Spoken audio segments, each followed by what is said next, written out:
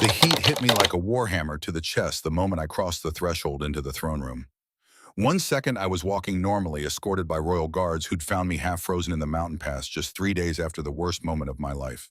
The next liquid fire raced through my veins and pooled low in my belly, then lower still until I felt wetness gathering between my thighs in a way that had never happened before. My legs buckled. I grabbed the nearest stone pillar to stay upright, gasping as moisture soaked through my undergarments in seconds. The sensation was overwhelming heat and need and desperate hunger, all crashing over me in waves I had no power to resist. Every wolf in that massive hall could smell it, could sense my arousal flooding the ancient chamber like a physical presence.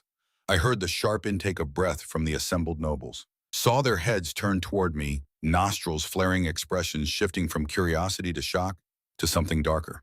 And seated on the obsidian throne at the far end of the hall, watching me with eyes that burned like molten gold, was the Alpha King himself, his gaze locked onto mine, and the heat intensified tenfold. More wetness flooded my core. My inner muscles clenched around nothing aching to be filled, and a whimper escaped my throat before I could stop it. This couldn't be happening. Not here. Not now. Not to me. I was Saren Ashmore, the broken Omega whose wolf had never emerged. The rejected betrothed who'd been cast out into the winter wilderness to die. I didn't go into heat. I'd been told I would never experience this. My absent wolf made such things impossible. But there was nothing absent about what was happening to my body now. This was heat in its most primal, devastating form, every nerve ending on fire. Every instinct screaming for an alpha's knot, for rough hands and claiming teeth, for the feeling of being mounted and bred until I couldn't remember my own name. I'd never wanted anything so badly in my entire life. And the Alpha King was still watching me with those burning gold eyes, and somehow I knew with absolute certainty that he could smell every drop my body was producing, could sense the desperation radiating from me in waves. The humiliation should have killed me. 22 years of careful control, of learning to make myself small and invisible and inoffensive, all destroyed in the span of a few heartbeats. Collapsing in front of the entire royal court, unable to control my own treacherous body. But shame wasn't what I felt as the Alpha King rose from his throne. What I felt was recognition. My wolf, silent for 6 years dormant, since my 16th birthday, when she should have emerged, suddenly stirred deep in my chest. Not just stirred, roared to life with a clarity and strength that stole my breath. "Mate," she whispered, the first word she'd ever spoken to me. Ours, Alpha, breed, no, that wasn't possible. I was nobody. Less than nobody? 3 days ago, I'd been kneeling in the snow outside Ironwood Hold while my betrothed rejected me in front of 200 witnesses. I could still hear Lord Corwin of House Bracken's voice, cold and formal and utterly without mercy. "I, Corwin of House Bracken, do hereby reject thee, Saren of House Ashmore, as my betrothed and intended mate." The ancient words had carried across the frozen courtyard. I'd kept my eyes lowered as I'd been taught. A proper Omega accepted rejection with grace and silence, never challenging the Alpha's decision, never making a scene. My mother had drilled that into me from the moment my wolf failed to emerge. 5 years had passed since then, and still she remained dormant, silent, absent. In a world where the ability to shift determined one's value, I was less than nothing. "Thou art weak of wolf and thin of blood." Corwin had continued, each word a knife to the chest. "And I shall not bind myself to such weakness." The assembled nobles had murmured their agreement. Of course they had. What use was an Omega who couldn't shift, who couldn't breed strong pups, who brought no strength to a noble house? I'd spoken my part of the ritual through a throat tight with unshed tears. "I accept thy rejection, Lord Corwin. I release thee from all bonds and obligations between our houses." It was done. The betrothal contract that had existed since my birth dissolved. And I was now what they called a broken Omega One, whose wolf never emerged, whose bloodline ended with her, whose only value had been as a political alliance between two minor houses. Even that small worth was gone now. Pack law said I had 3 days to leave Ironwood territory. After that, I would be considered a rogue and could be killed on sight by any wolf who found me trespassing. 3 days to gather my few belongings, 3 days to say goodbye to my mother, who pressed a worn leather purse into my hands with trembling fingers and couldn't meet my eyes. 3 days before I walked out into the wilderness alone. I'd looked in the purse later, once I was far enough from Ironwood Hold that no one could see me cry. $47, all our family savings. Everything my mother had been able to scrape together from years of taking in mending and working in the keep's kitchens. It wouldn't be enough, I knew that. $47 wouldn't buy passage to the neutral territories, wouldn't buy food and shelter for the weeks it would take to walk there through mountain passes still clogged with winter snow. But it was all I had. So I'd tuck the purse into my bag, alongside one spare dress, my grandmother's silver locket, and a water-stained book of herb lore I'd stolen from the Keep's library years ago. Then I'd started walking north. The Frostpine Pass cut through the Rocky Mountains, a treacherous road even in summer. In winter, it was suicide. But it was also the fastest path to the neutral territories, and I had no time to waste on safer roads. 3 days wasn't enough to reach safety by any route, but at least this way I might get far enough from Ironwood that Corwin's wolves wouldn't bother tracking me. Let the mountains kill me instead. At least that death would be clean. I'd been traveling for 2 days, rationing my food, sleeping in shallow caves when the blizzard hit. One moment the sky was merely gray and threatening heavy clouds hanging low over the peaks. The next I was being pelted by ice and snow so thick I could barely see my hands in front of my face. The temperature plummeted. Had to be -15. Fahrenheit, maybe colder. Wind screamed through the pass at 60 miles per hour, driving ice crystals into my exposed skin like tiny knives. Visibility dropped to 3 feet, then 2, then nothing but swirling white chaos.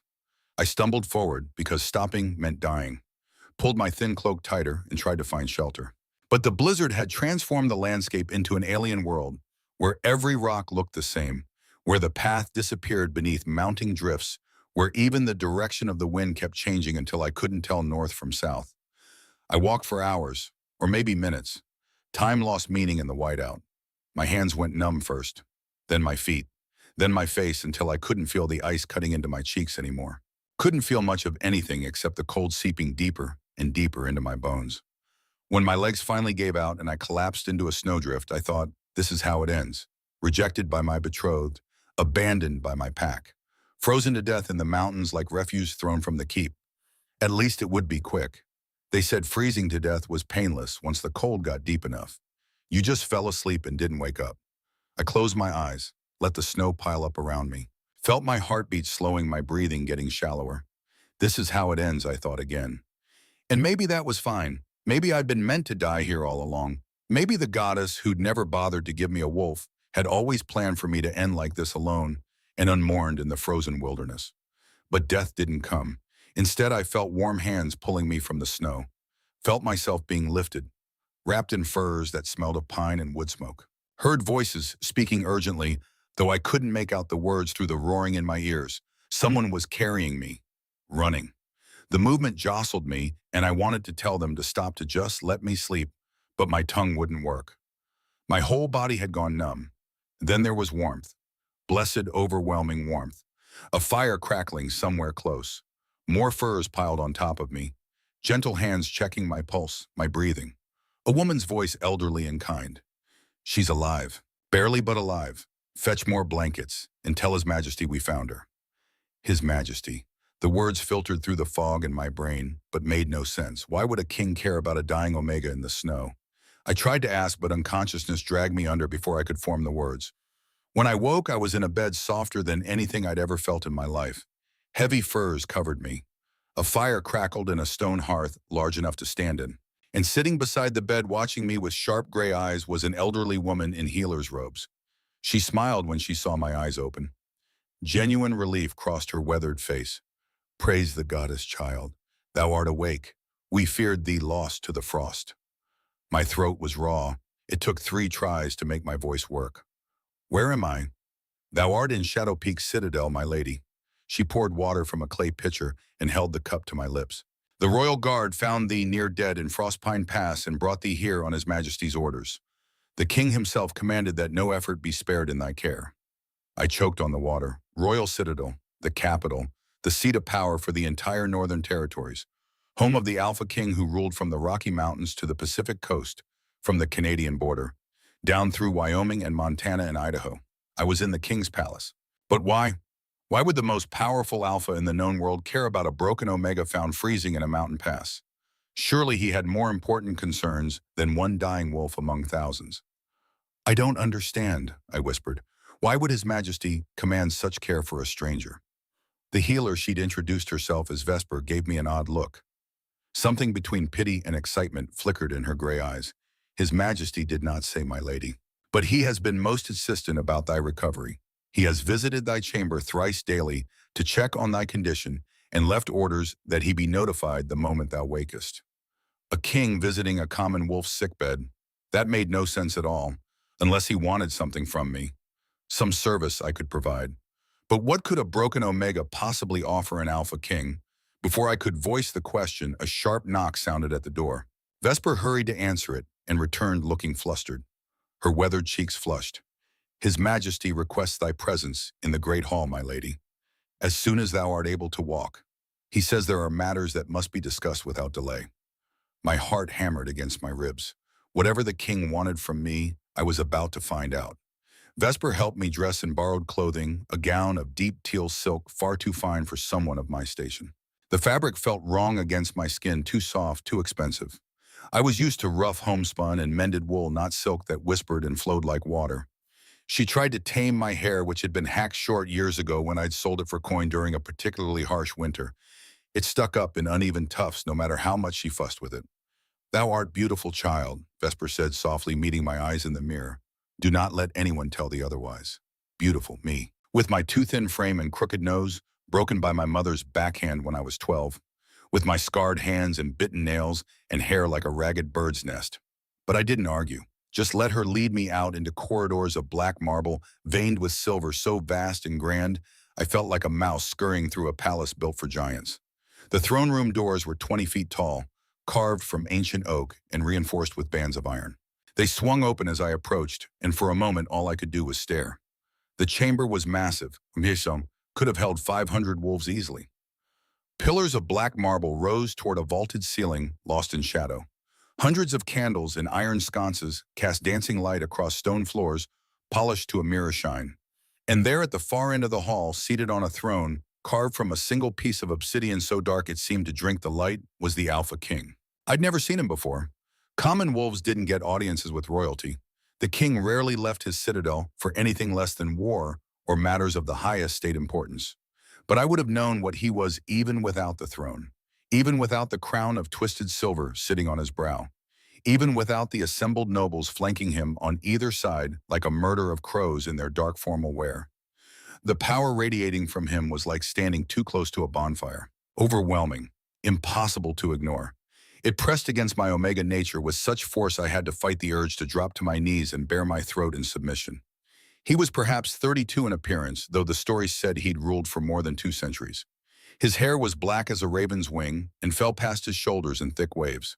His face was all sharp angles and harsh planes, high cheekbones, strong jaw, a mouth that would have been cruel if not for the intelligence burning in his golden eyes. Golden, not brown or amber or hazel. Pure molten gold, bright as coins, inhuman and beautiful and terrifying. He wore black leather and steel even here in his own hall, a warrior king, his broad shoulders strained against the fitted leather. His hands resting on the arms of the throne were scarred and calloused hands that had held a sword, not just signed decrees.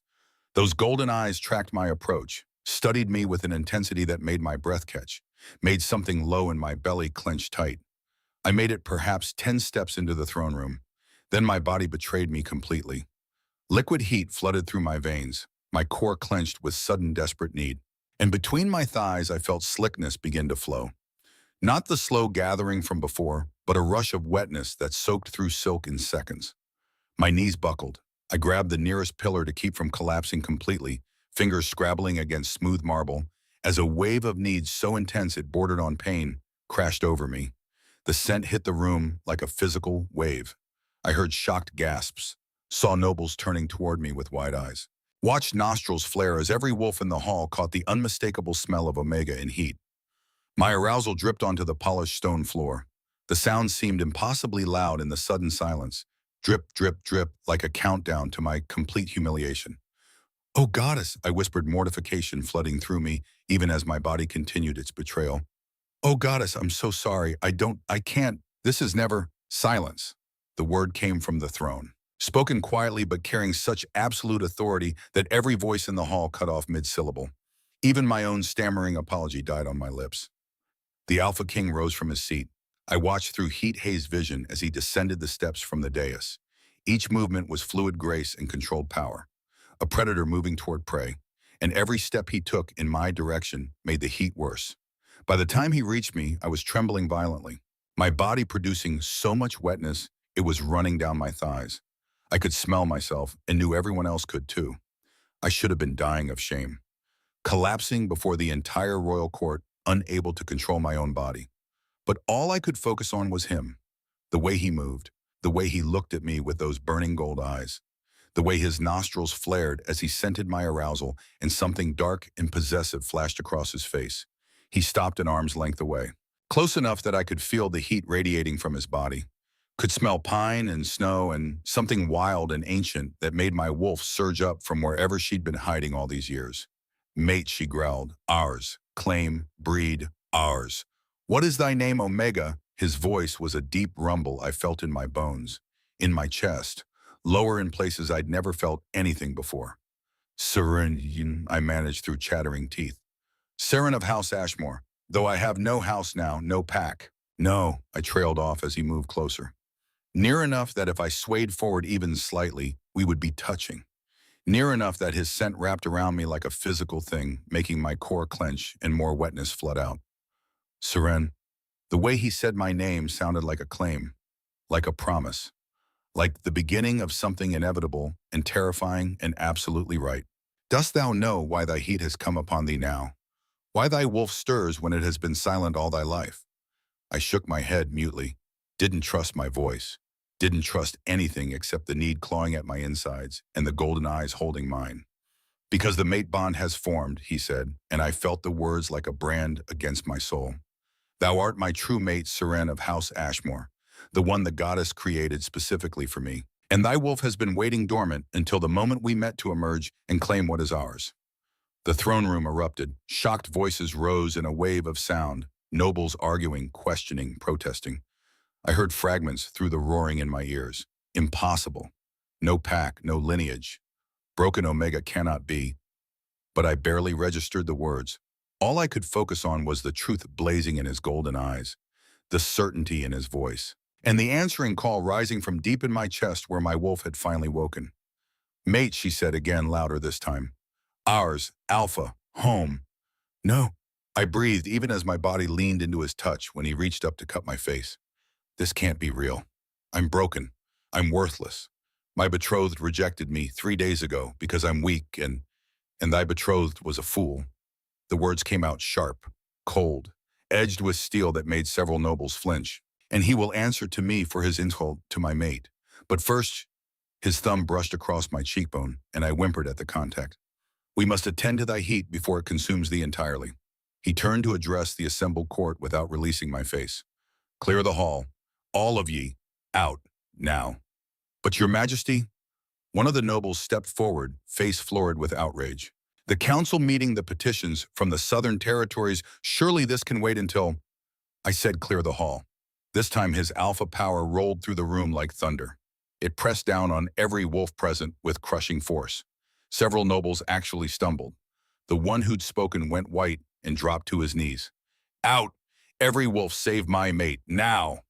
They fled. Some of them practically ran scrambling for the doors in their haste to escape the king's displeasure. Guards followed more slowly, faces carefully blank, closing the massive oak doors behind them, with a boom that echoed through the suddenly empty hall. And then I was alone with the Alphaking, alone in a throne room built for hundreds, alone with the most powerful alpha in the Northern Territories, while my body continued its desperate need and my wolf howled for his claim. Please, I whispered, I don't understand any of this. How can I be thy mate? I'm nobody. I have no wolf. Thou hast a wolf. His voice was gentle now, almost tender. She is there, Seren. I can feel her. She's been sleeping, waiting for the right moment to emerge. Waiting for me. His other hand came up to frame my face, both hands now holding me like I might shatter. This heat, I gasped. It's never happened before. I don't know what to do. I don't know. I know.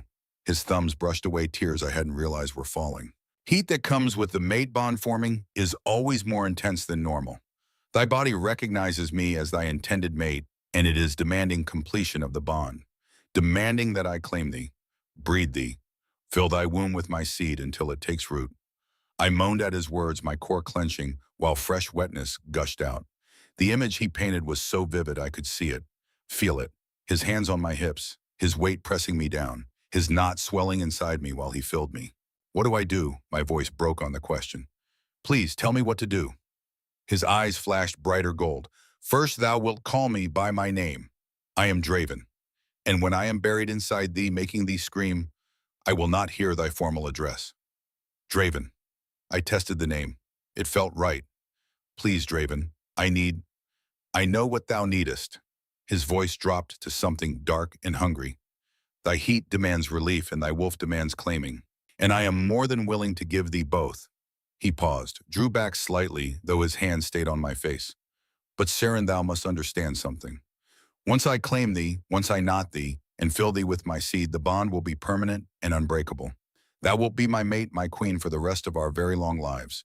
If thou art not ready for that, if thou hast any doubt at all, speak now, and I will have my healers tend thy heat another way. I should have said no, should have asked for the healers, should have requested time to think. I'd been rejected 3 days ago, had nearly died in the snow, had woken up in a palace with no understanding of why I was here. This was too fast, too much, too overwhelming. But looking into his burning gold eyes, feeling the mate bond humming between us, sensing my wolf's absolute certainty, I had no doubt at all. I want thee, I whispered. I want this. I want to be thine. Something fierce and possessive flashed across his face. When he spoke, his voice had gone rough with barely restrained need. Then thou shalt have me, here and now before the goddess and my throne. His hand slid from my face down to my waist, gripping tight. Spread thy legs, Omega. I am going to breed thee where everyone can see the evidence of our union. He didn't wait for me to comply. Simply lifted me as though I weighed nothing at all, carrying me toward the obsidian throne with purposeful strides. My heart was pounding so hard I thought it might burst. Anticipation and arousal and a hint of fear all mixed together into something that made my head spin. Draven sat on his throne with me in his lap, turned me so my back was against his chest, and spread my legs wide over the arms of the chair. The position left me completely exposed, my soaked undergarments on full display. Wetness still flowing from my core to pool on the black stone beneath us. Anyone who enters this hall after we are done will smell what happened here, Draven murmured against my ear, one hand sliding up my inner thigh. Will know that I claimed my mate on my throne, that I bred her where I rule. Does that shame thee, Saren? It should, I gasped as his fingers found the edge of my undergarments and began to pull them aside. It should shame me terribly. Then why dost thou grow wetter at the thought? His fingers slid through my slick folds, found my entrance, and circled it with maddening lightness. Because I'm broken, I moaned as one finger finally pushed inside. Because I'm wrong and shameful and thou art perfect. He worked that single finger deeper, and even that small intrusion felt overwhelming. My inner walls clenched around him, absolutely perfect, and I am going to prove it to thee. He added a second finger and I cried out at the stretch. My body had never been breached before, never accommodated anything larger than my own hesitant explorations. But there was no pain, only pleasure, only rightness, only the desperate need for more. His free hand came up to cut my breast through the silk gown, found my nipple already hard, and rolled it between thumb and forefinger until I was writhing in his lap. So responsive, he growled against my throat. So perfect and tight and made for this. He added a third finger and I sobbed at the intensity. My body tried to pull away even as my hips rocked forward, seeking more. Draven, please, not yet. His fingers pumped in and out with steady rhythm, stretching me, preparing me. Not until I've made certain thou canst take my knot without tearing. The reminder that this was just preparation sent another wave of heat through me. More wetness flooded out around his fingers, making obscene sounds that echoed through the empty throne room. Please, I begged. Please, I can't. I know what thou needest. He withdrew his fingers and I whimpered at the loss. Then I heard the sound of laces being undone, felt him shifting beneath me, freeing himself. And then something thick and blunt was pressing against my entrance. This is going to hurt at first. His voice was strained. Thy body has never taken a knot before, but I promise thee, little Omega, the pleasure will be worth the pain. He pushed forward and I screamed. The invasion was overwhelming. Too much, too big, impossible to accommodate. My body stretched around him, inch by impossible, inch burning as it struggled to accept something it wasn't prepared for. But even through the burn, there was pleasure. The feeling of finally being filled, of having the emptiness I'd carried my entire life suddenly complete. My wolf was howling in my head, chanting, yes, yes, yes, ours mate, claim breed ours. Draven pushed deeper with a growl that vibrated through his chest and into my back. One hand gripped my hip hard enough to bruise. The other slid down to find the swollen pearl between my legs, circling it with devastating precision. More, my wolf demanded using my voice. Deeper, breed us, make us yours. And Draven gave us more. Pushed deeper with steady, relentless pressure until I was certain I couldn't take another inch. Until I was sure I would split apart from the size of him. And then he was fully seated, his hips flush against mine, both of us panting like we'd run miles. So perfect, he breathed against my throat. So tight and hot and perfect. Thou art made for my knot, Saren. Made to take me. Made to milk my seed. Made to breed. He began to move. Slow withdrawals that dragged against every nerve ending. Deep thrusts that punched the air from my lungs and sent sparks of pleasure racing up my spine.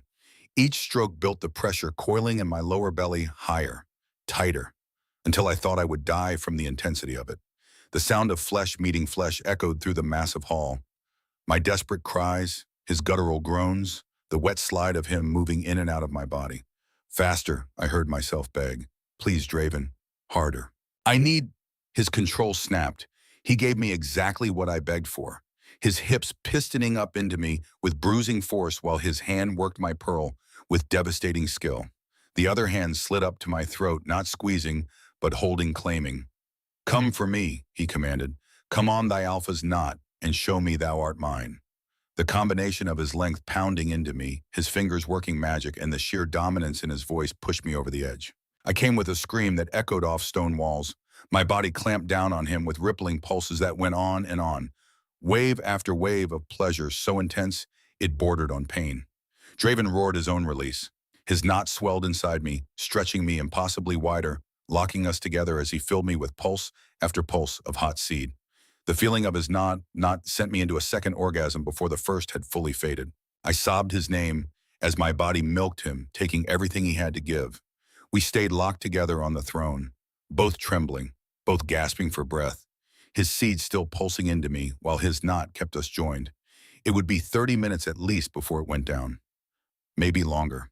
I found I didn't mind being trapped here, impaled on my mate's length in the seat of his power, his seed flooding my womb. This was right.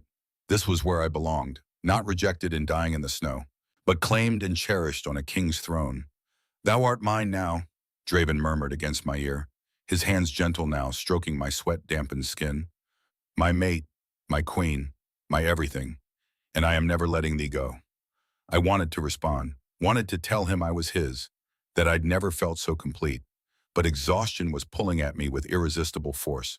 The intensity of my first heat, my first mating, draining what little strength I had left. I let my eyes drift closed, safe in my mate's arms, his knot still locked deep inside me, his seed still filling my womb.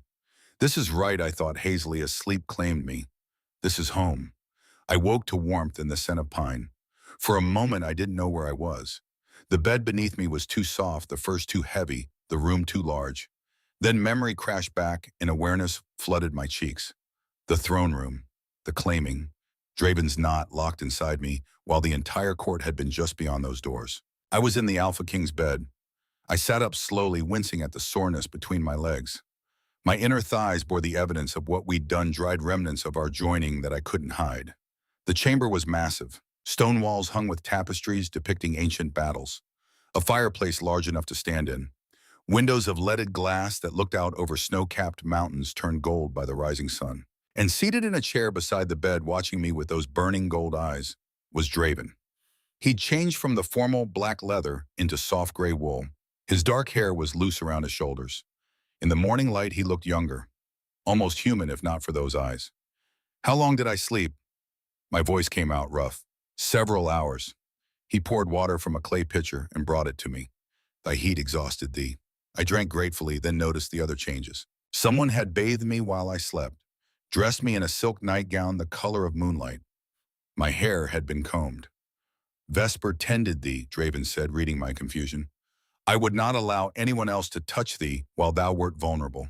The possessiveness in his voice made something warm unfurl in my chest. How dost thou feel? I considered the question. Sore, yes. Overwhelmed, definitely, but also alive, I said finally. For the first time in 6 years, I feel alive. My wolf stirred in agreement, still there, still awake. Yesterday thou wast a rejected Omega with no prospects, Draven said quietly. Today thou art the mate of a king and future queen of the Northern Territories. That is quite the change. Reality crashed down on me. Queen, he expected me to be queen, to rule beside him, to make decisions that affected thousands of wolves. I didn't know how to be a queen. I could barely read. Had no education beyond what I'd taught myself from stolen books. I don't know how to be a queen, I whispered, old fears rising. I have no training, no education in matters of state. I can barely control my own wolf, let alone help rule a kingdom. Draven stood and crossed to the bed, sat beside me, and took my hands in his. Then it is fortunate thou hast centuries to learn. His thumbs traced circles on my palms. Saren, I am not expecting thee to become the perfect queen overnight. What I need from thee right now is simply thy presence, thy truth, thy willingness to try. The rest will come. But the court, the nobles, they will say I am not good enough. Let them say what they will. Steel entered his voice. Thou art my true mate, chosen by the goddess herself. Anyone who questions thy worth questions her wisdom, and I will not tolerate such blasphemy in my kingdom. I wanted to believe him, wanted to let go of the lifetime of being told I was worthless, but those wounds ran deep. What if my wolf never fully emerges? What if I am still broken, despite the bond? Thy wolf is there, Seren. I felt her during our mating. He raised one of my hands to his lips. She is young still, newly awakened, but she is fierce and protective of what is hers, as am I. The conviction in his voice made my chest ache. I am afraid, I admitted, afraid that I will wake up and this will all have been a dream, afraid that I will fail thee. He silenced me with a kiss, slow and deep and full of promise. When he pulled back, his golden eyes were blazing. Thou couldst never fail me. The goddess chose thee for a reason. Trust in that even when thou canst not yet trust in thyself. What happens now, I asked when I trusted my voice. Now we rest and recover from thy heat. He settled back and pulled me close. Then tomorrow we begin presenting thee to the court as my chosen mate and future queen. There will be ceremonies, oaths, a formal mating rite before the assembled nobles. My stomach clenched. More public exposure, more chances to fail. It will be overwhelming, Draven continued, but I will be beside thee every step. He paused, then smiled a real smile that transformed his harsh features. And after all that we ruled together, we make decisions about the kingdom. We handle disputes and petitions. We work to make our territories safer for all our people. His hand slid down to rest on my lower belly, and in between all that responsibility, we steal moments alone where I can remind thee exactly who thou belongest to. Heat flared in his eyes. Thy heat will not fully pass for 3 days. During that time, thy body will demand my knot repeatedly. This is normal for mate bond heat. Thy body is trying to ensure conception. The thought of carrying his child sent a bolt of heat through my core. I'd never thought about having pups before. Had assumed my broken state meant I would never bear young. But now the image was seared into my mind. My belly swelling. A pup with Draven's dark hair and my silver eyes. I wanted it desperately. Please, I whispered as fresh wetness began to gather. Please, I know what thou needest. He positioned himself between my legs. When he pushed inside in one smooth stroke, I cried out at the feeling of being filled again. Still sore, still overwhelmed, but also right, complete. Home.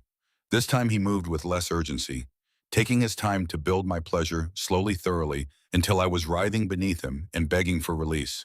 When I finally came, it was with a long cry that seemed to come from my very soul. And when Draven followed me over the edge, I felt something shift deep inside my chest. My wolf blazed to life with a clarity that took my breath away. Mine, she growled with fierce possessiveness. Our mate, our alpha, our king. Yes, I agreed, silently wrapping my arms around Draven as his knot locked us together. Ours. The 3 days of heat passed in a blur of pleasure and claiming and long conversations in between joinings.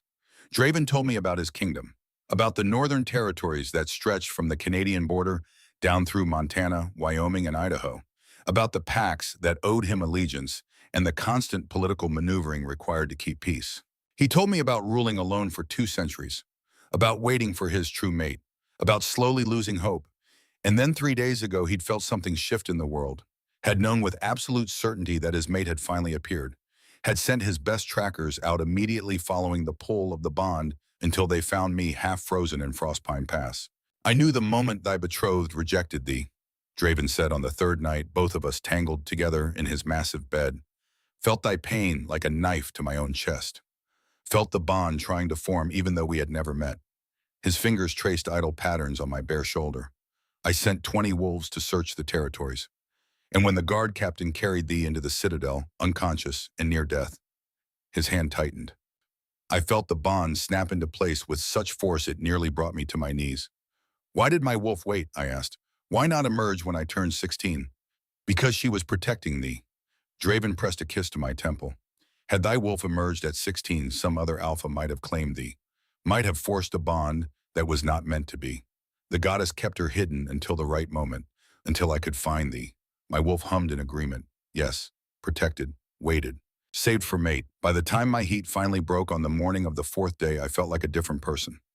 My wolf was fully awake now, strong and fierce and absolutely devoted to our mate, and I had begun to believe just a little that perhaps I really could be what Draven needed. On the fourth day, he brought me before the assembled court. I wore a gown of deepest blue that brought out the silver in my eyes. A crown of woven silver sat on my short hair, still ragged, but Vesper had done her best. I stood beside Draven's throne while he formally announced our mate bond and his intention to make me his queen.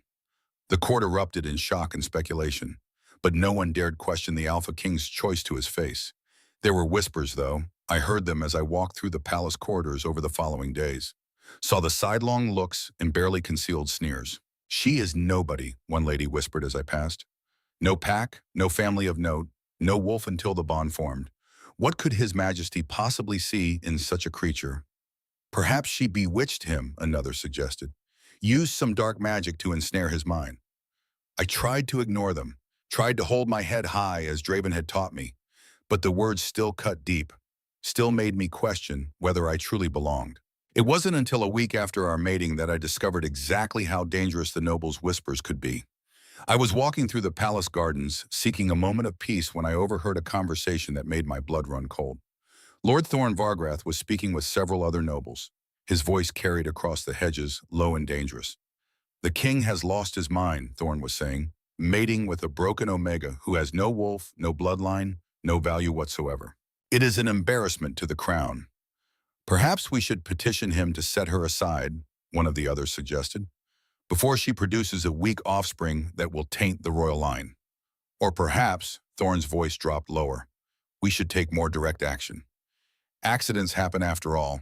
If the Omega were to meet with some unfortunate misfortune, the king would be free to choose a proper mate. Ice flooded my veins. They were talking about killing me. About murdering the king's mate to force him to choose someone they deemed more appropriate. I should have run immediately to tell Draven, should have reported their treasonous plotting. But fear held me frozen. Old insecurities rising up to whisper that perhaps they were right, that perhaps Draven would be better off with someone else. Perhaps it would be better if I simply left.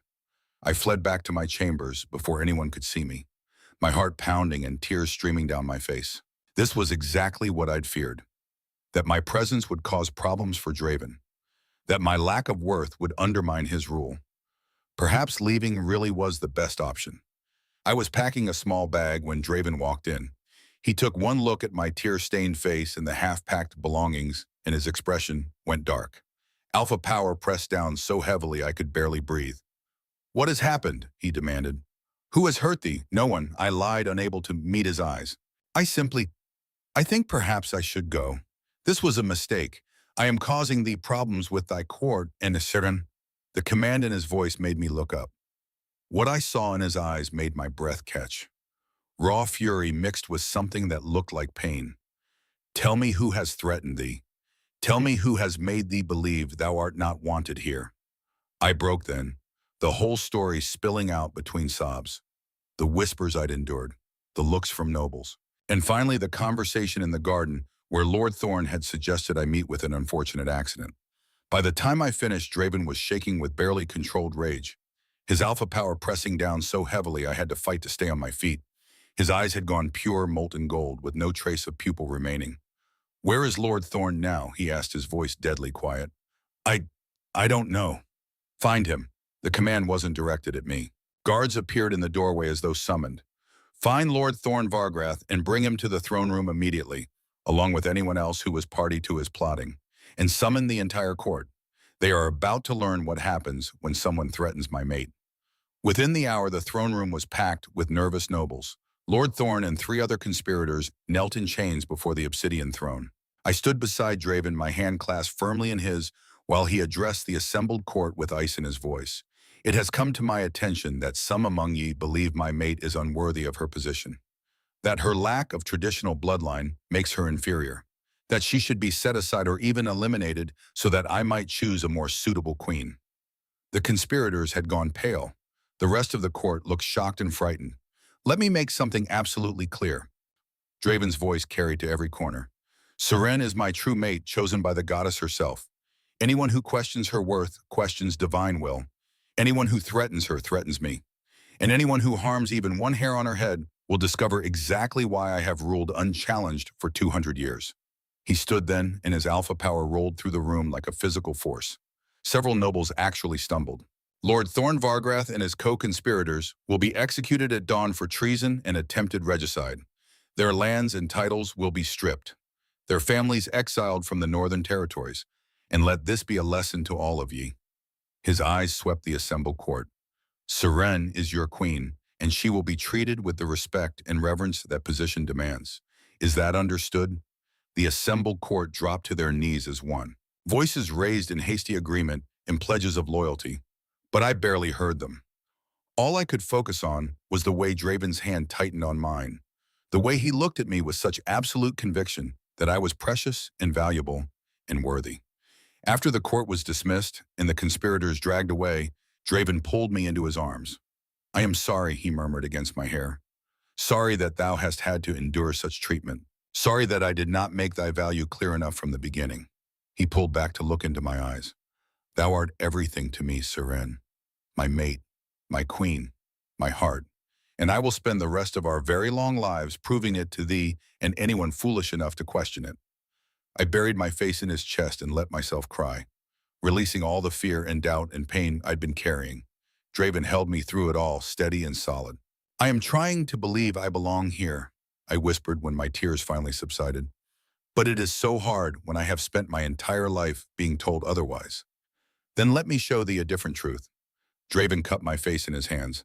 Let me show thee the Omega so brave she walked out into a blizzard rather than burden her pack. So strong she survived rejection and exile and near death without losing her essential kindness. His thumbs brushed away the last of my tears. That Omega is not broken or worthless or unworthy. She is extraordinary. And I am the most fortunate alpha in existence because the goddess chose to give her to me. Something cracked open in my chest, some last wall of resistance crumbling. Perhaps I couldn't see my own worth yet, but I could see it reflected in his eyes, could trust in his certainty. I love thee, I whispered. I know I am supposed to wait until the formal mating ceremony to say such things, but I cannot hold it in. I love thee, Draven, and I am trying so hard to be worthy of thy love in return. Thou already art, his own eyes bright with emotion, worthy and precious and mine, as I am thine now and always. When he kissed me, I felt my wolf rise up with fierce joy, finally fully awake and absolutely certain that we were exactly where we belonged. 2 weeks later, a messenger arrived from the Southern Territories. I received him in the throne room, trying to project the commanding presence Draven always displayed. The messenger bowed low. Your Majesty, I bring word from Lord Corwin of House Bracken. He requests permission to enter Shadow Peak territory to speak with thee on a matter of great importance. My blood ran cold. Corwin, my former betrothed. What matter could possibly require his presence here? The messenger shifted uncomfortably. He did not say what the matter concerned, Your Majesty, only that it involves thy former betrothal and his great regret at how matters were handled. Every instinct told me to refuse, but I was queen now, and queens did not let personal feelings dictate political decisions. Grant him permission to enter, I said, but he is to be escorted at all times and will have audience with me in the formal throne room with witnesses present. I will not meet him privately. As Your Majesty commands. I immediately sent word to Draven about Corwin's impending arrival. Though I knew the message wouldn't reach him in time, he was 3 days away on the eastern border. I would have to face my former betrothed alone. Corwin arrived the following morning. I barely recognized him. The confident alpha who had rejected me now looked haggard and worn. His face was lined with exhaustion. Dark circles shadowed his eyes. He dropped to his knees before the throne without being commanded. "Your Majesty," he began, his voice rough, "I thank thee for granting me this audience. I do not deserve thy mercy." "Speak thy purpose," I said. "Why hast thou come all this way?" "I have come to beg thy forgiveness." There was genuine anguish in his voice. "And to warn thee of danger." My wolf went on immediate alert. There are those in the southern territories who believe the Alpha King has been weakened by taking an unworthy mate. Corwin continued. They plot to test his strength, to launch attacks that will force him to prove he has not lost his edge. And if they find him vulnerable, they will strike at the heart of his power. At thee. The words hit me like a physical blow, but I kept my expression carefully neutral. "And why shouldst thou warn me of this? Why not join those who share thy belief that I am unworthy?" Finally, Corwin looked up. What I saw there shocked me. Genuine shame, deep regret, self-loathing. "Because I was wrong," he said, his voice breaking. "Goddess help me, I was so wrong about thee, Seren. I rejected thee because I thought thou wast weak, because I believed a wolf without power had no value. But I have watched thee these past weeks, heard the reports of thy wisdom and courage. Thou art 10 times the leader I could ever hope to be, and I threw that away for meaningless political advantage." I studied him carefully, found only genuine remorse. "Thy warning is noted," I said coolly, "but that does not explain why thou hast truly come. Surely a message would have sufficed." "I needed to see thee." Corwin's hands clenched. "Needed to look thee in the eye and tell thee how deeply I regret my actions. Thou deserves so much better than what I gave thee. And I have spent every day since thy departure cursing my own stupidity." Before I could respond, the throne room doors burst open with such force they slammed against the stone walls. Draven strode in with murder in his eyes. His alpha power pressed down so heavily that Corwin immediately dropped flat to the floor whimpering. Even I felt the crushing weight of it. "Draven," I called out, keeping my voice calm. "Thou art early. What happened?" "I received thy message and returned immediately." His eyes never left Corwin's prone form. "No one threatens my mate and lives to speak of it." "He did not threaten me," I said quickly. "He came to warn me of others who plot against us. Draven, please, hear what he has to say." Draven's jaw clenched, but he reined in his power enough that Corwin could lift his head. "Speak," he commanded, "and choose thy words carefully, for they may be thy last." Corwin explained everything he knew, named the conspirators in the southern territories, detailed their plans to attack border settlements, described how they intended to use the chaos to strike at me directly. The more he spoke, the darker Draven's expression became. When Corwin finally fell silent, Draven turned to his guards. "Take him to secure chambers, post guards at the door. He is not to leave until I have verified his information. But do not harm him." His eyes flicked back to Corwin. "If what he says proves true, he has earned clemency for his warning." After Corwin was led away, Draven pulled me into his arms with desperate intensity. "When I received thy message, that he was here, that the Alpha who rejected thee sought audience, I nearly went mad," he murmured against my hair. "I thought perhaps he had come to try to reclaim thee." I pulled back to look into his eyes, saw vulnerability there. Actual fear, "Oh, thou thought I might choose him over thee. I know thou art mine." His arms tightened.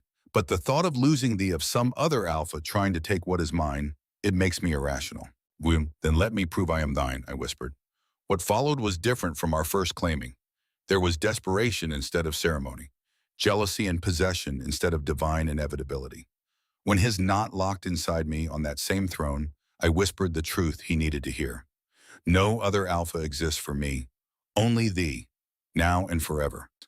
And when we finally broke apart, both breathing hard, I knew with absolute certainty that no matter what challenges came, I would face them all with my mate beside me. I was no longer the broken Omega who had been left to die in the snow. I was Seren Nightshade, mate to the Alpha King, future queen of the Northern Territories. And I was finally beginning to believe I deserved it. The information Corwin provided proved accurate. Within 2 days, Draven's scouts confirmed everything: conspirators gathering in the Southern Territories, weapons stockpiles being moved under cover of darkness, attack plans targeting our weakest border settlements. But the investigation revealed something far more disturbing. This conspiracy ran deeper than anyone had suspected. I was in the war room when Commander Rowan brought the evidence. A leather satchel filled with documents he'd seized from Lord Thorne's chambers before the execution. Letters written in code. Ledgers showing movement of gold. Maps marking strategic points across 5 territories. Draven spread the documents across the massive oak table, his expression growing darker with each page. This was not Thorne's plan, he said finally. These letters reference someone else. Someone who gave the orders. Someone Thorne called the architect. My wolf stirred uneasily. We had executed the conspirators, had thought the threat ended with Thorne's death, but we had only cut off a limb. The head of this serpent still lived. Can the code be broken? I asked, studying the cramped handwriting. Vesper is working on it. Rowan's face was grim. She has experience with old ciphers, but even without breaking the code, the pattern is clear. Thorne received orders. He did not give them. I picked up one of the ledgers, ran my finger down columns of numbers meticulously recorded over months, years even. 50,000 gold pieces moved in the spring, 75,000 in summer, 100,000 last autumn. This is not the work of a small conspiracy, I said slowly. This is systematic, organized. Someone has been moving gold and weapons and wolves for years, building towards something. Draven's hand covered mine on the ledger, building toward removing me from power. He met my eyes. And now that I have a mate, now that there is someone they perceive as a weakness, they are accelerating their timeline.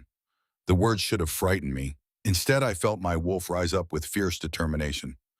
Let them try, then we find the architect, I said. We expose them, and we end this conspiracy permanently.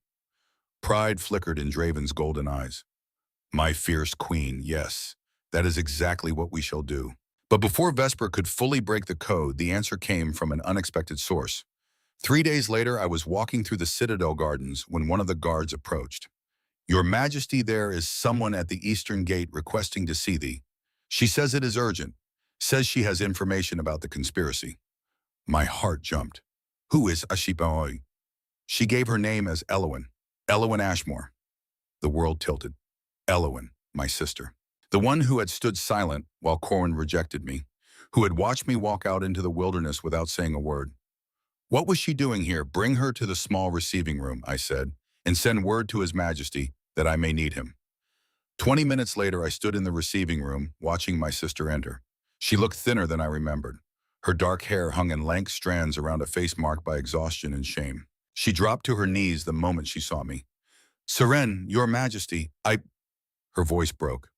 I am so sorry for everything, for my silence, for my cowardice, for not protecting thee when I should have. I studied her, found only genuine remorse. Rise, I said quietly, and tell me why thou art here. Elowyn stood on shaking legs, met my eyes, and I saw tears streaming down her face. I came to help, and to tell thee the truth about what happened. She drew a shuddering breath.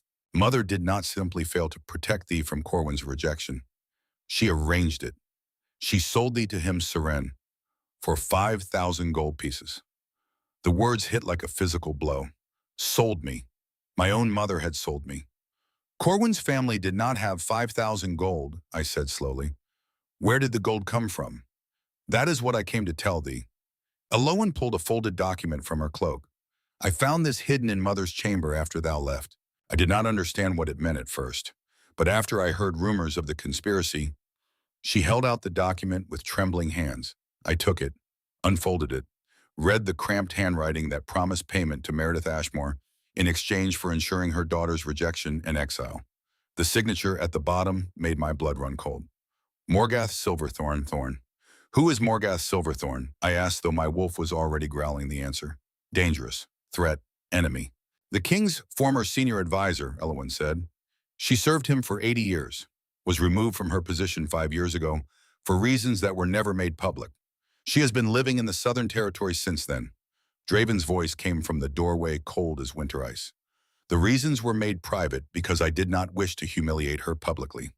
He entered, and I could see his wolf riding close to the surface. Lady Morgath believed herself entitled to be my queen. When I refused her advances, she attempted to poison my food. I exiled her rather than execute her in recognition of her years of service. He crossed to me, took the document from my hands, and read it with growing fury. And now she has orchestrated a conspiracy to remove me and install a puppet king she can control. His hands crumpled the paper. Using my mate, using thee as the lever to force my hand. Commander Rowan entered behind him carrying something wrapped in cloth. Your Majesty, we found this in Thorn's effects as well. He unwrapped the cloth to reveal a wolf collar marked with silver runes, iron forged, designed to suppress an alpha's power. Draven's face went white. I've been wearing this for 6 months. A gift from Lady Morgath, Rowan finished grimly. She gave it to you before her exile, claiming it was a token of loyalty. She's been poisoning you slowly, weakening you so her assassins would have a chance. My wolf snarled. Remove it, now! When Draven tore the collar off, his power flooded back like a dam breaking. The sheer force of it made the windows rattle, and I realized Morgath had been planning this for years. Decades. I looked at my sister, saw the shame and regret warring in her expression. Why did thou not come to me sooner? Because I was a coward. Fresh tears spilled down Elowin's cheeks. Because I was ashamed.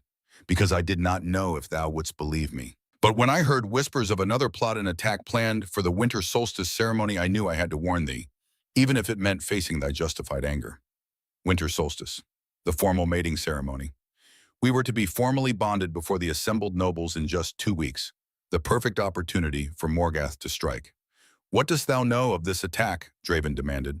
Only fragments, whispers from wolves passing through Ironwood territory. Elowin twisted her hands together. They spoke of waiting for the ceremony, of iron weapons, of removing the broken Omega before she could produce weak heirs. Iron weapons, the one thing that could seriously harm Draven. I felt cold fear flood through me, not for myself but for him. We cancel the ceremony, I said immediately. Move it to a private venue. No. Draven's hand found mine. We do not hide. We do not let her dictate our actions through fear. We proceed with the ceremony as planned. But we proceed, he repeated. But we set a trap. We let Morgath believe her plan will succeed, and when she strikes, we will be ready. He turned to Rowan. Send word to the Alliance. Tell them we require their presence at the winter solstice ceremony. Tell them we have evidence of a conspiracy that threatens the stability of the entire Northern Territories. The Alliance. The inter-territorial governing body that held authority over all regional kings. They could convene tribunals, pass judgments, enforce consequences. If we could expose Morgath before the Alliance, her conspiracy would end permanently. And thee, Draven said, turning back to Elowin, thou wilt testify to what thou knowest. In exchange, I grant thee clemency for thy prior silence, and a position in my household if thou desirest it. Thy sister will need allies in the coming days. Elowin dropped to her knees again, this time with her hand over her heart. I will serve thee both until my dying breath, your majesties. This I swear by. After Elowin was escorted to guest chambers, I stood with Draven in the war room, staring at maps marked with troop positions. She will strike during the ceremony, I said quietly, when thy attention is on me, when the crowd is largest. I know. Draven's arm came around my waist. That is why we will be prepared. Rowan's guards will be positioned throughout the hall, plain-clothed warriors among the nobles. Every entrance watched.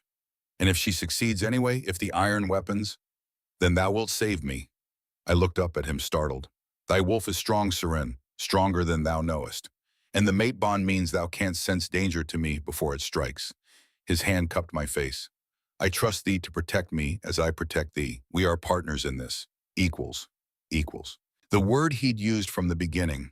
I will not let her take thee from me, I whispered. I will burn the whole world before I let that happen. I know.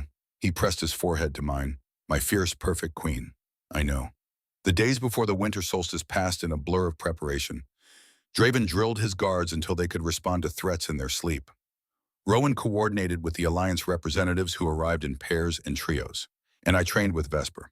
Not in politics or diplomacy, though, we worked on those too, but in shifting, in controlling my newly awakened wolf, in using the strength the goddess had finally granted me.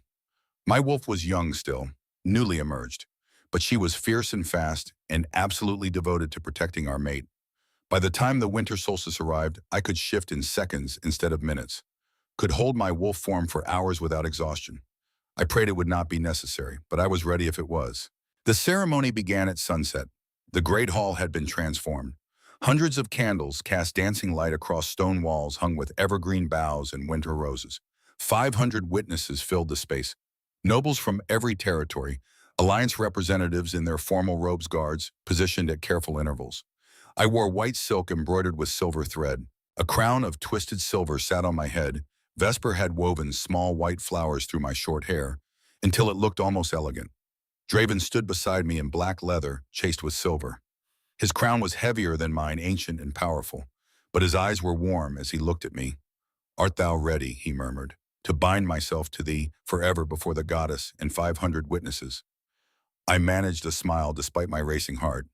Yes, but also terrified. Of the ceremony or the trap? Both. His hand found mine, squeezed. "Whatever happens, we face it together." The ceremony began with the traditional invocations. The priest called upon the goddess to bless our union, recited the ancient words in a language so old even Draven did not fully understand it. Then came our vows. "A Draven Nightshade Alpha, king of the northern territories, do take thee, Saren Ashmore, as my mate and queen." His voice carried to every corner.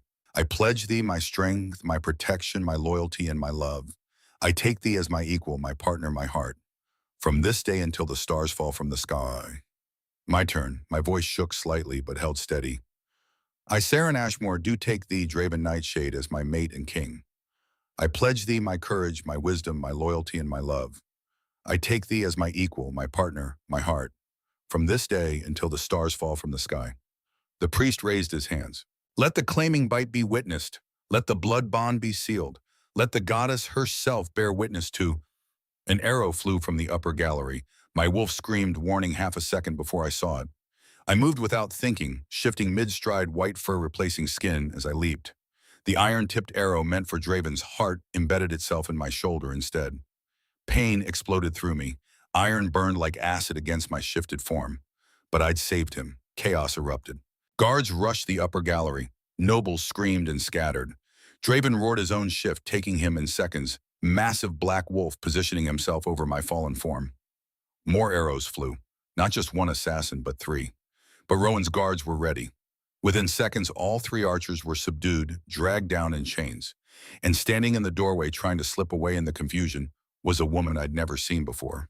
She was perhaps 50 in appearance, silver hair coiled at the nape of her neck, elegant features twisted with fury and hate. Commander Rowan blocked her escape. "Going somewhere, Lady Morgath." The hall went silent. Every eye turned toward the woman in the doorway. Draven shifted back to human form and lifted me carefully.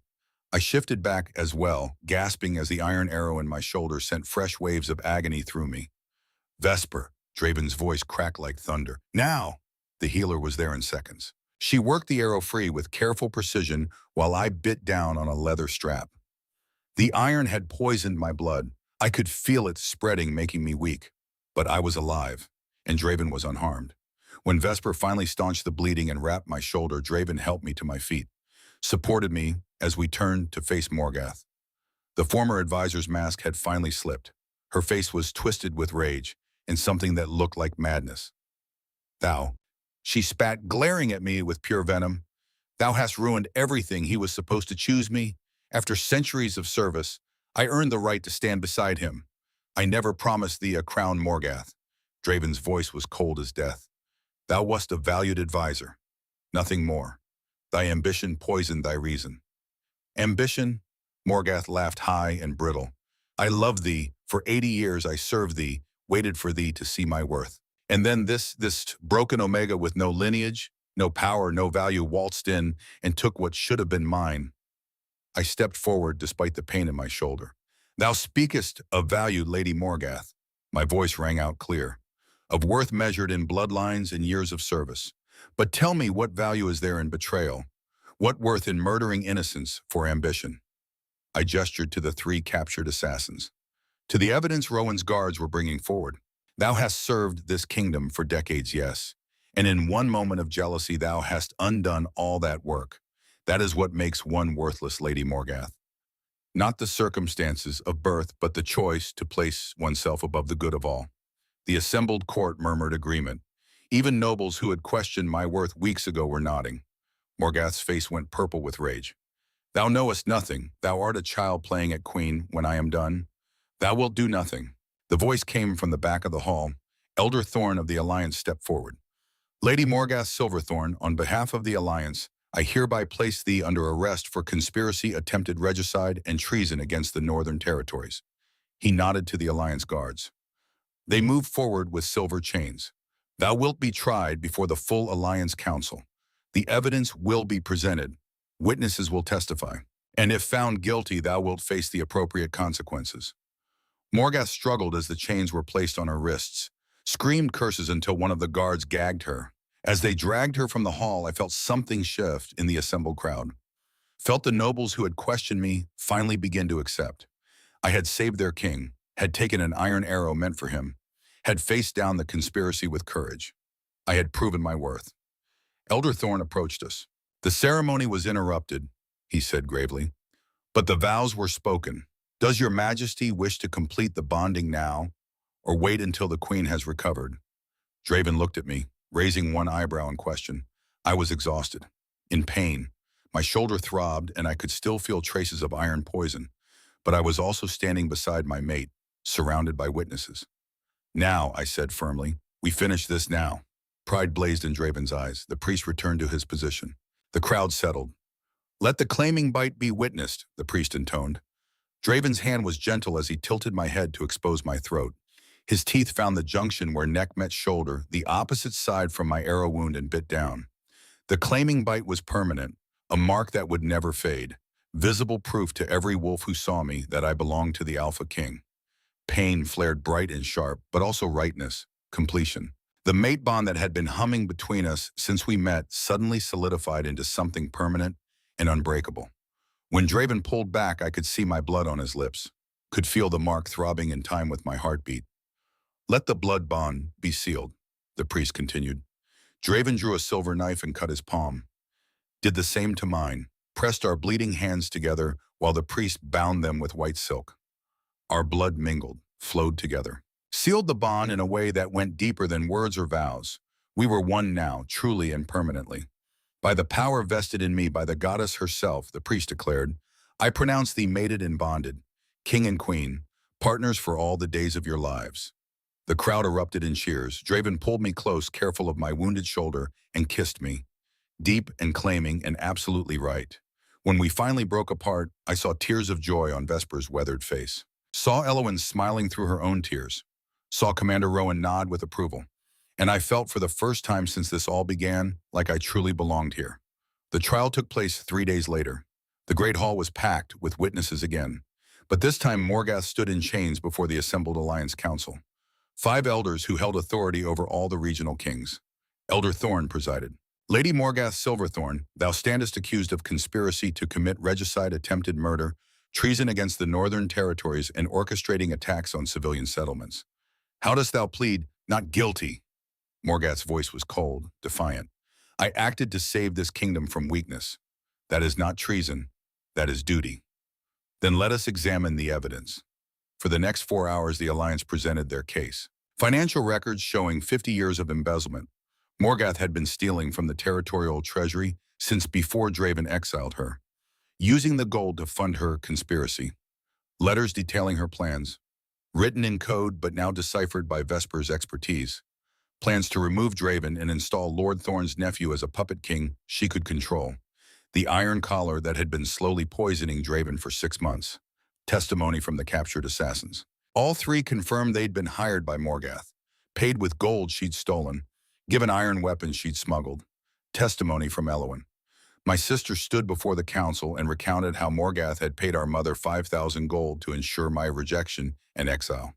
She told my mother that if the Alpha King's mate could be removed before the bond fully formed, it would break him, make him weak enough to depose. And finally, Corwin testified. He described how Morgath had approached him months before my rejection, had promised him wealth and status if he would reject me publicly and force me out of Ironwood territory. She wanted Saren isolated, Corwin said, his voice heavy with shame. Wanted her vulnerable. Said that removing the king's mate would destroy him. When all the evidence had been presented, Elder Thorn turned to me. Queen Saren, thou wert the primary target of this conspiracy.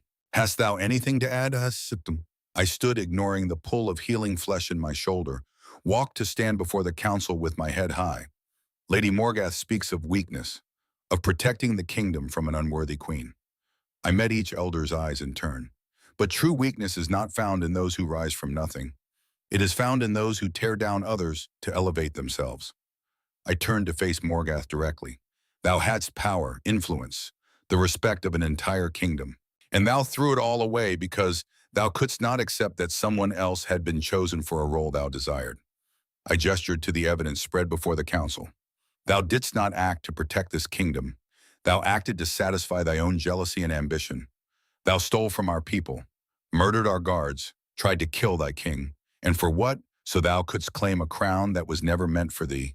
My voice dropped but carried to every corner. That is not strength, Lady Morgath. That is the greatest weakness of all. The assembled court murmured agreement. Morgath's face went purple with rage. Thou knowest nothing. Thou art a child playing at queen. When I am done. Silence, Elder Thorn's voice cracked like a whip. Thou deservest nothing but the consequences of thy choices. The council deliberated for less than an hour. When they returned, Elder Thorn's expression was grave. Lady Morgath Silverthorn, the council has reached a verdict. On all charges, we find thee guilty. Morgath's face went white, then red with rage. Thou canst not. I served this kingdom for 80 years. I deserve. Silence, Elder Thorn stood, and the other 4 elders rose with him. For the crimes of conspiracy, attempted regicide, murder, and treason, the Alliance Council hereby strips thee of all titles, lands, and honors. Thy family name is attainted. Thy descendants barred from holding office in any territory by Kiram. He paused.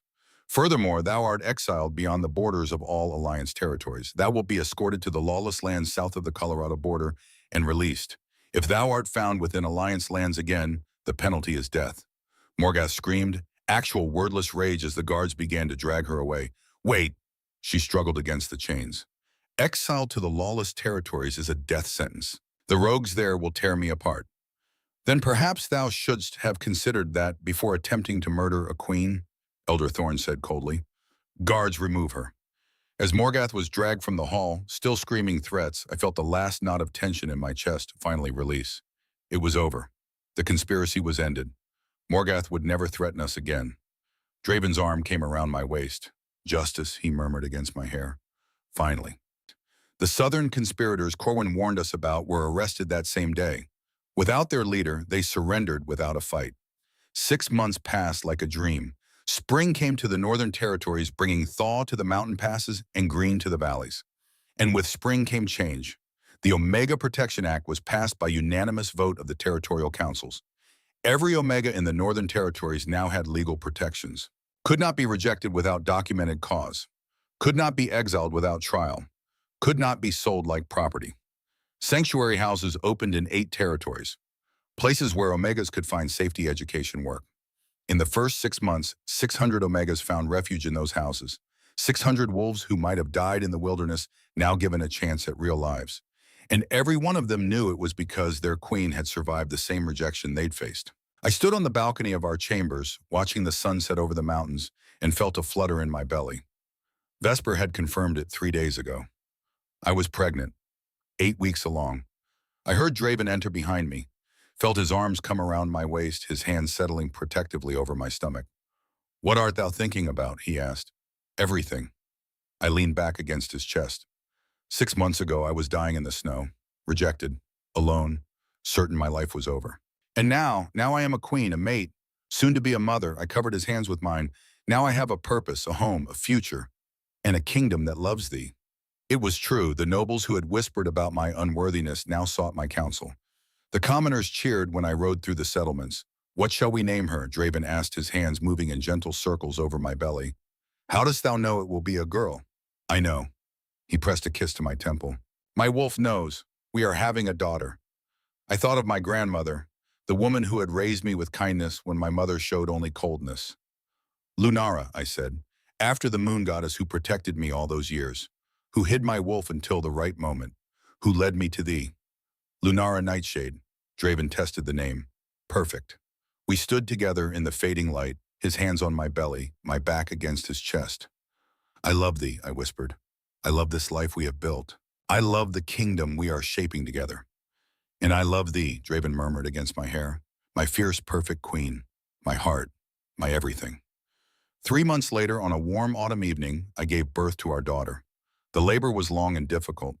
There were moments when Vesper's face went tight with worry, moments when I was certain I couldn't continue. But Draven never left my side, held my hand through every contraction, whispered encouragement when I wanted to give up. And when Lunara finally entered the world with a lusty cry that echoed through the royal chambers, I felt something complete inside me. She was perfect. Tiny and red and screaming with outrage, with a shock of dark hair and eyes that would eventually turn the same molten gold as her father's. Draven took her from Vesper with trembling hands, looked down at our daughter with such wonder and love that tears pricked my eyes. She is beautiful, he breathed. Perfect, just like her mother. He brought her to me and I cradled her against my chest. Hello, little one, I whispered. Welcome to the world.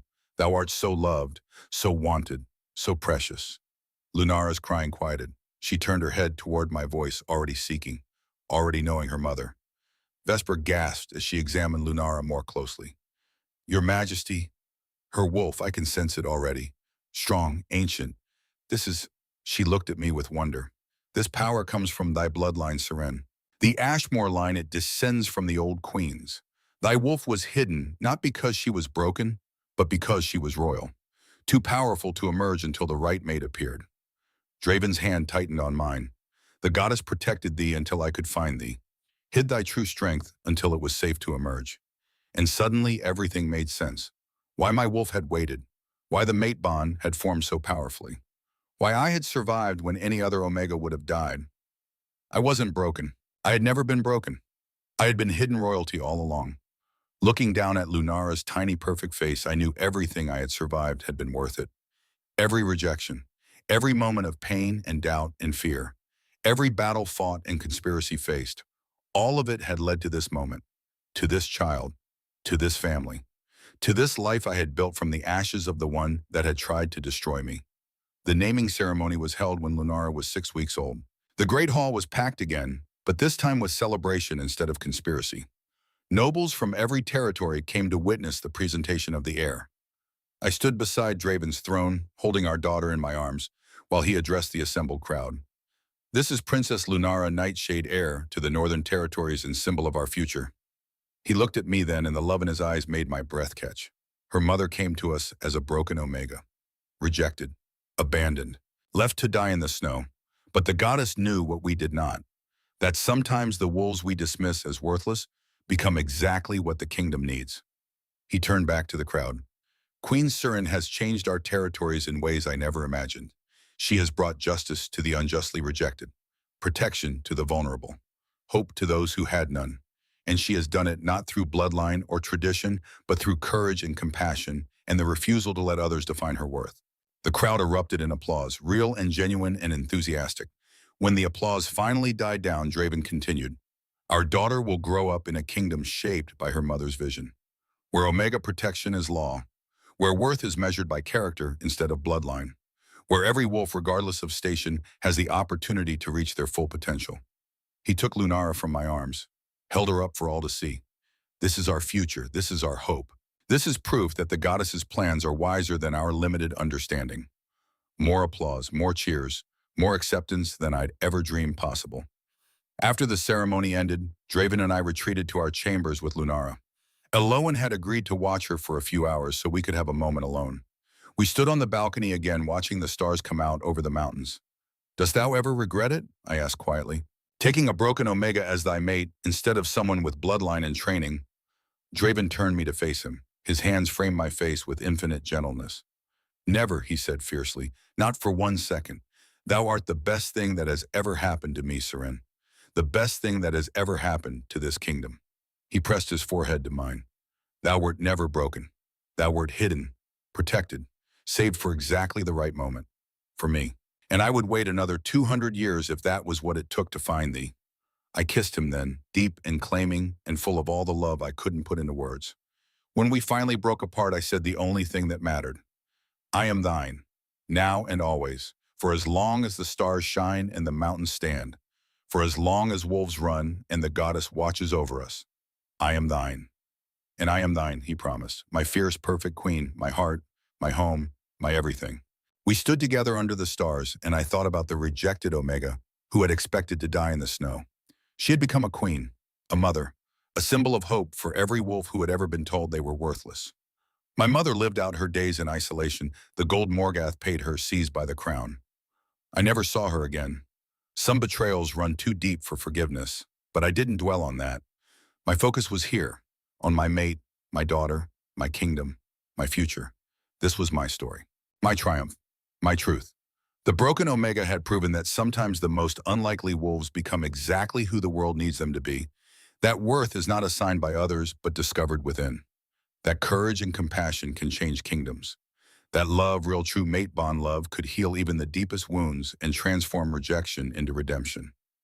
I was Saren Nightshade, Queen of the Northern Territories, mate to the Alpha King, mother to the future. And I was exactly where I was always meant to be, home.